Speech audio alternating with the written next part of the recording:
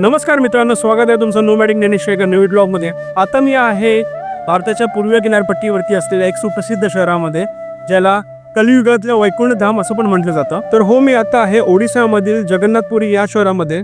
जगन्नाथपुरी ज्या 4 धामांपैकी एक धाम मानलं जातं. असं म्हणतात विष्णू पुराणामध्ये की बद्रीनाथमध्ये भगवान विष्णूची पहाट होते, द्वारकामध्ये ते वस्त्र परिधान करतात आणि जगन्नाथपुरीला दुपारचं भोजन करायला येतात आणि संध्याकाळची विश्रांती ते रामेश्वरमला घेतात. तर हा व्हिडिओ नक्की शेवटपर्यंत बघा. ह्या व्हिडिओमध्ये तुम्हाला सर्व इन्फॉर्मेशन मी देणार आहे की जगन्नाथपुरीला जर तुम्ही मुंबईवरून येत असाल तर तुम्हाला काय गोष्टी, कसं काय येता येईल, मंदिरामध्ये दर्शन घेण्याआधी काय काय गोष्टी चेक कराव्या लागतात आणि इथे कुठे राहू शकता, काय खाण्यापिण्याची सोय आहे. आणि या व्हिडिओच्या शेवटी तुम्हाला मी 5 इम्पॉर्टंट अशा फॅक्ट सांगणार आहे ज्या जगन्नाथपुरीच्या मंदिराबद्दल प्रामुख्याने ओळखले जातात. पुरीचं श्री जगन्नाथ मंदिर हे भारतातील 4 धामांपैकी एक महत्त्वाचं तीर्थक्षेत्र आहे. इसवी सन 12व्या शतकात राजा अनंतवर्णन चंडोकादेव यांनी या भव्य मंदिराची निर्मिती केली. मंदिराचा मुख्य शिखर तब्बल 65 मीटर उंच आहे आणि तो कारागिरीचा एक अद्वितीय नमुना मानला जातो. मंदिराच्या गाभाऱ्यात भगवान श्रीकृष्ण, बलराम आणि त्यांची बहीण सुभद्रा यांच्या मूर्ती स्थानबद्ध आहेत. तिथल्या मूर्ती लाकडाच्या बनलेल्या असून प्रत्येक 12 ते 19 वर्षांनी नवीन मूर्ती प्रतिष्ठापित होतात, ज्याला नवक्लेकर म्हणतात. मधून आमच्या बाहेर आलो आणि तयारी केली आणि आम्ही ही टुकटुक घेतोय. हे इथे तुम्ही सगळं बघू शकता मंदिर जगन्नाथ स्वामींचं. आम्ही आता बसलो आहे टुकटुकमध्ये. इथून ते मंदिरापर्यंत त्यांनी बोलले की 60 रुपये घेणार.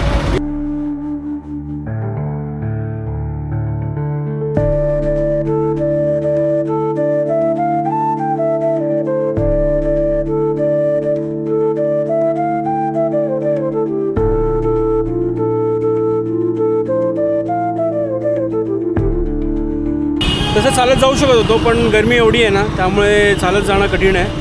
तर आम्ही विचार केला VNला पण थोडी एक्साइटमेंट, आणि VNसाठी आम्ही फायनली हे घेतलं. आम्ही बनारसला पण अशीच घेतली होती,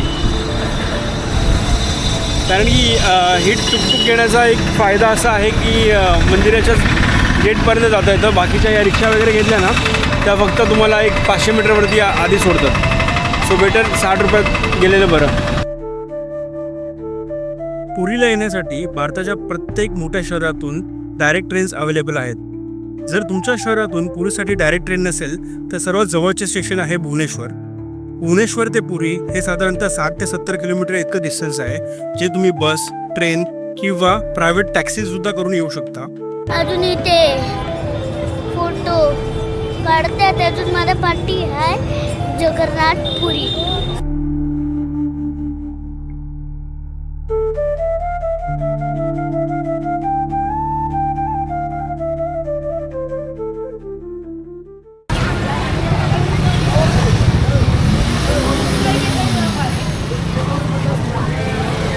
ते आता आम्ही मार्केट एरियामध्ये आलो आहे. मार्केट एरियामध्ये स्वीटच दिसते सारखं, खायला काय दुसरं दिसत नाही.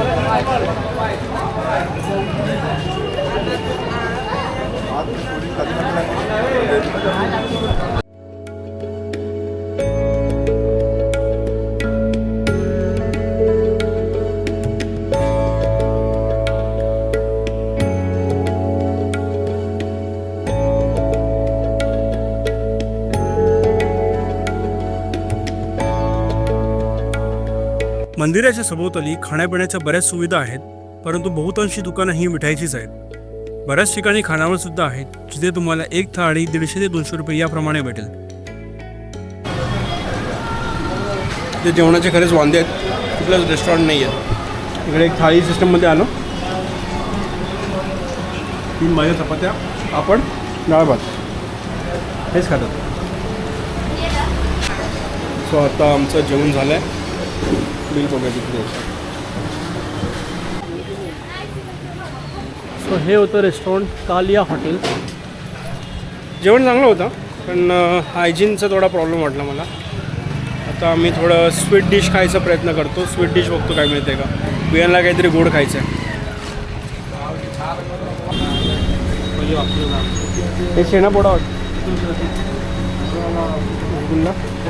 हे वास आवडायचं तुला.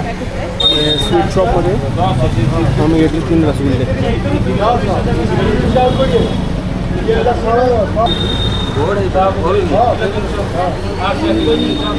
आहे चांगलं आहे का चांगलं आहे? रसगुल्ला वाटत पण नाही. आवडलं तुला हा आवडला रसगुल्ला तुला रसगुल्ला तर आवडत नाही ना मला वाटलं ना की तो बेकार वाला मुंबई. मग कसा होता हा कसा होता हा बस फक्त मोठा होता सोना तुला आवडला बनारसला एवढं फिरलो तेव्हा जेवणाचं हायजीन अजिबात नाही इकडे खूप घाण आहे असं जेवण नाही घाण होतं जेवण चांगलं होतं पण लोक व्यवस्थित जरा क्लिनलीनेस ठेवत नाही तिकडे त्यामुळे थोडं मला अनहायजेनिक वाटलं जसं काय इकडे बघू शकता तुम्ही सो दररोज संध्याकाळी इकडे फ्लॅग चेंज केला जातो मंदिराच्या वरचा तर तुम्हाला दाखवतो ते बघा ते चढता जाता वरती तुम्हाला या कॅमेऱ्याने दिसत नसेल मी विनाच्या कॅमेऱ्याने शूटिंग करतो हे पकड विना ते बघा चढता येते आता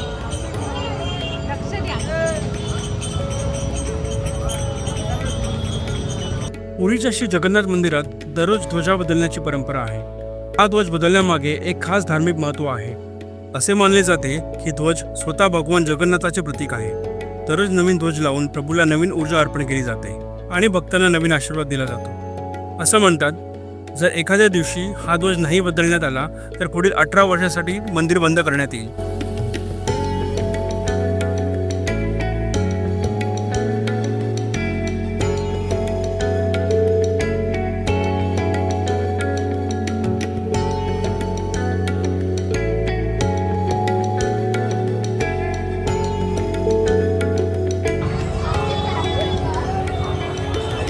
लोकांचा पुन्हा जल्लोष पाहू शकता तुम्ही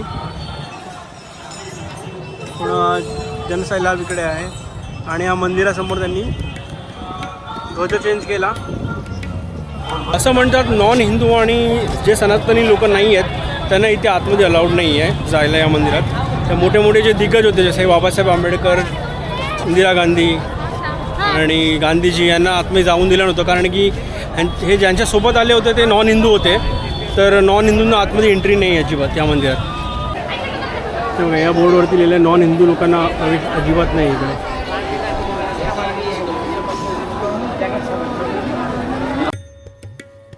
भगवान जगन्नाथ हे पूर्ण विश्वाचे नाथ आहेत तर जे भक्त भगवानांना मंदिरात पाहण्यासाठी येऊ शकत नाही तर त्यांच्यासाठी स्वतः भगवान 8 दिवसासाठी वर्षातून एकदा बाहेर येतात तर तीच ही प्रसिद्ध जगन्नाथपुरीची रथयात्रा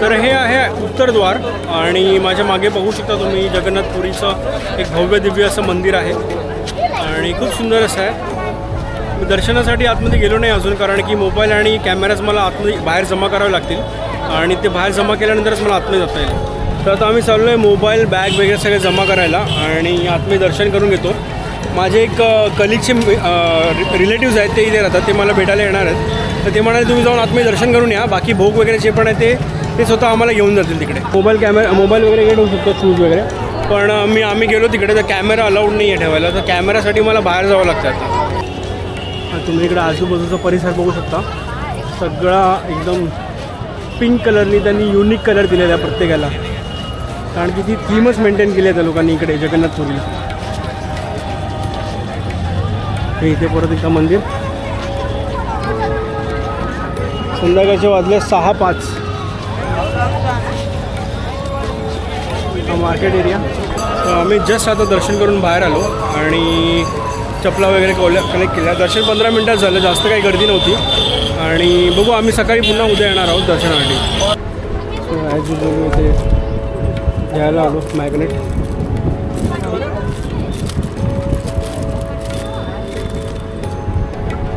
सुंदर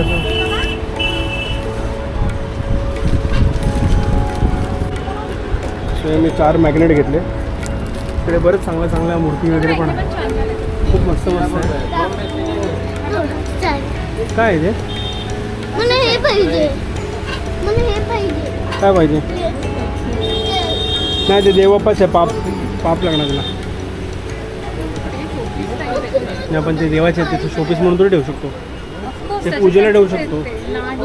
हां मग कितना छोटे एक कितना रुपीस चे नाही ठेव दे ठेव त्याच्यापासून पूछून तर दे कितना रुपीस ठेव दे ठेव बोललो ना नको मला पाहिजे ठेव मला ठेवायचं. ठेव.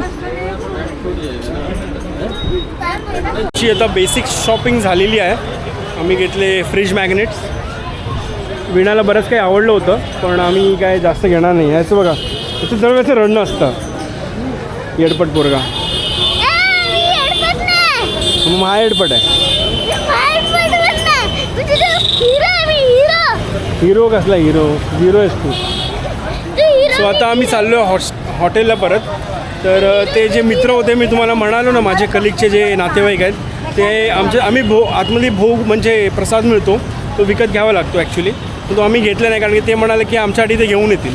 सो आता ते म्हणाले की आम्हाला हॉटेलवरती डायरेक्टली भेटा तर हॉटेलपर्यंत पोचतो मी. काय डरावणार नाही आहे इकडे. आता आमचं दर्शन झालं आणि आता आम्ही परत चाललो हॉटेलला. हे पूर्ण मार्केट इथूनच रथयात्रा निघते जगन्नाथपुरीची. आम्ही इथून आलेलो आम्ही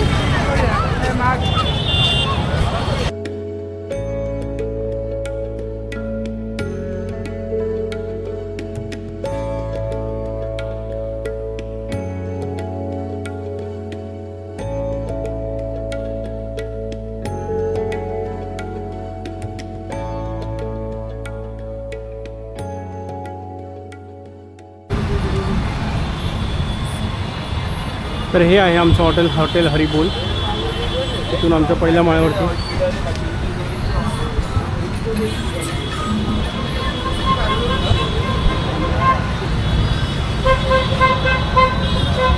इथून अशी एंट्री.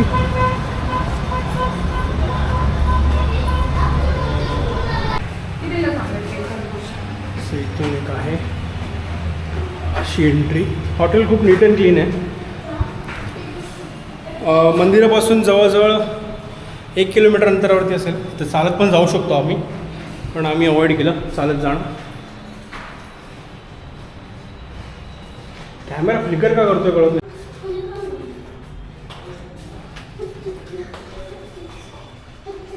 सो हा आहे आमचा रूम 107. जगन्नाथपुरी येथील अजून एक खासियत म्हणजे इकडचा महाप्रसाद म्हणजेच भोग जो इथे पारंपरिक पद्धतीने मातीच्या भांडीत एकावर एक ठेवून बनवला जातो. वरच्या भांड्यातील पदार्थ सर्वात पहिला शिजतो आणि खालच्या भांड्यातील सर्वात शेवटी. ह्या रहस्यामागे काय कारण असावं हे आजवर कोणाला कळलेच नाही. हा प्रसाद एकदा तयार झाल्यानंतर भगवानांना नैवेद्यरूपी अर्पित केला जातो आणि भक्तांमध्ये वाटला जातो. तर ही होती संपूर्ण माहिती जगन्नाथपुरी धाम याबद्दल. लवकरच भेटू आपण एका नवीन व्हिडिओमध्ये. जर आजचा व्हिडिओ आवडला असेल तर नक्की लाईक शेअर आणि सबस्क्राईब करा आणि असे सपोर्ट करत राहा नोमॅडिक ज्ञानेशला.